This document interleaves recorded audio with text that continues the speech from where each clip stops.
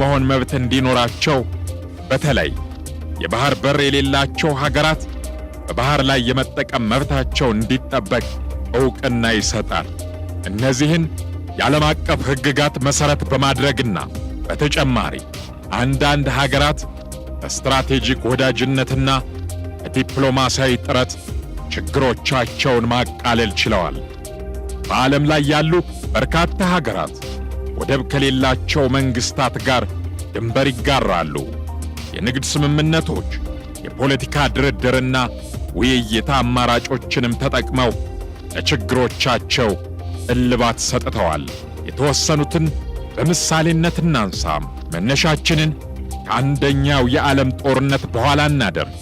የቬርሳይ ስምምነትን የአውሮፓ ሀገሮች ሲፈራረሙ ፖላንድ ወደብ አልባ ነበረች።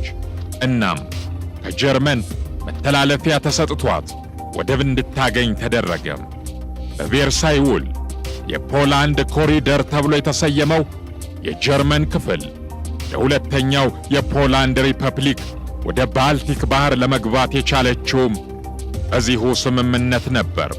እንደ አውሮፓውያን አቆጣጠር በ2005 ከዩክሬን ጋር በተደረገው የመሬት ልውውጥ ምክንያት ሞልዶቫ 600 ሜትር ርዝመት ያለው በዳኑቤ መዳረሻ ተቀብላለች።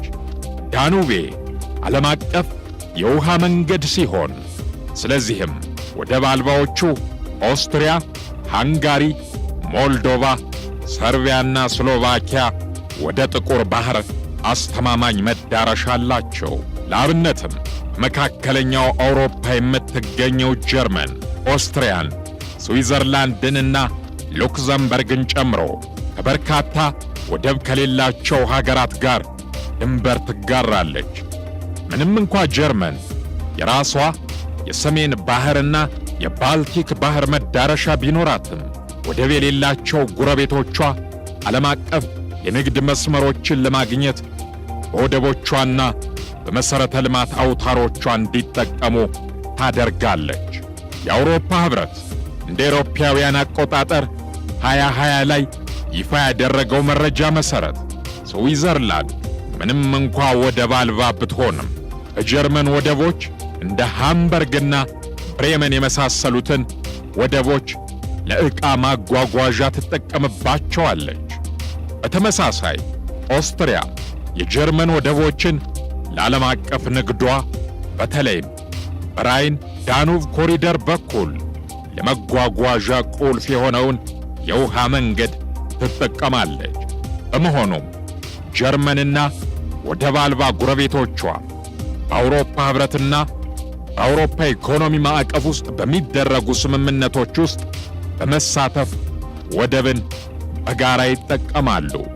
የንግድ ስምምነቶችንም እንደ አማራጭ በመጠቀም በስምምነት ጀርመን ቼኮስሎቫኪያን በሃምቡርግና ስቴቲን የሚገኙትን የወደብ ክፍሎች የ99 ዓመታት የሊዝ ውል እንድታቀርብ ያስገድድ ነበር።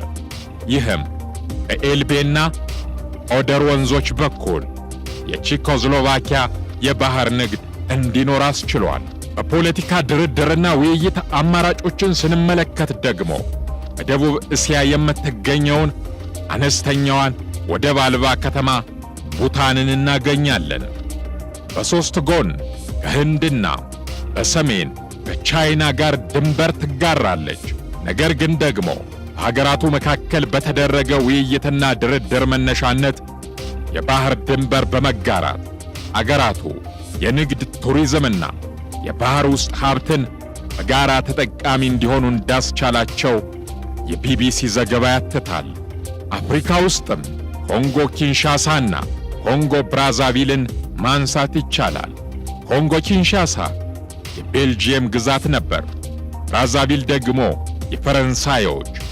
ኮንጎ ብራዛቪል ወደብ አልነበራትም። ሁለቱም ተስማምተው ከኮንጎ ኪንሻሳ የተወሰነ መሬት ወስደው ኮንጎ ብራዛቪል ወደ ባህር እንድትዘልቅ ተደረገ። በአጠቃላይ ከላይ የዓለም አቀፍ ሕግጋትና ተግባራዊ ማሳያዎች እንደሚያሳዩት የባህር በር ያለው ሀገር የባህር በር የሌለውን ሀገር የባህር ንግድ እንቅስቃሴ ማወክ እንደማይችል ማረጋገጫ የሚሰጥ ነው። ውድ የመሃል ሚዲያ ቤተሰቦች መነሻችንም መድረሻችንም ቀይ ባህር ነው። የዛሬው ትንታኔያችን ያደመጣችሁትን ይመስላል። የዛሬውን በዚያው አበቃን። ጤና ይስጥልን።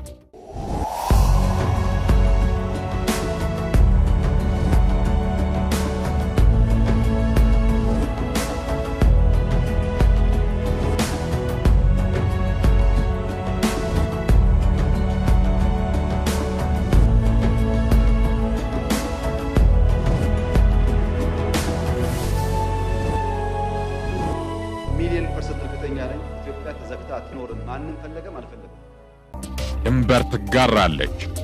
ምንም እንኳ ጀርመን የራሷ የሰሜን ባህርና የባልቲክ ባህር መዳረሻ ቢኖራትም ወደብ የሌላቸው ጎረቤቶቿ ዓለም አቀፍ የንግድ መስመሮችን ለማግኘት በወደቦቿና በመሠረተ ልማት አውታሮቿ እንዲጠቀሙ ታደርጋለች። የአውሮፓ ኅብረት እንደ አውሮፓውያን አቆጣጠር 2020 ላይ ይፋ ያደረገው መረጃ መሠረት ስዊዘርላንድ ምንም እንኳ ወደብ አልባ ብትሆንም በጀርመን ወደቦች እንደ ሃምበርግና ብሬመን የመሳሰሉትን ወደቦች ለዕቃ ማጓጓዣ ትጠቀምባቸዋለች።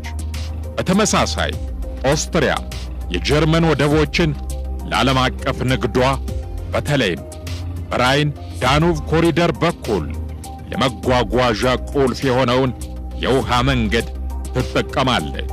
በመሆኑም ጀርመንና ወደብ አልባ ጎረቤቶቿ በአውሮፓ ኅብረትና በአውሮፓ ኢኮኖሚ ማዕቀፍ ውስጥ በሚደረጉ ስምምነቶች ውስጥ በመሳተፍ ወደብን በጋራ ይጠቀማሉ።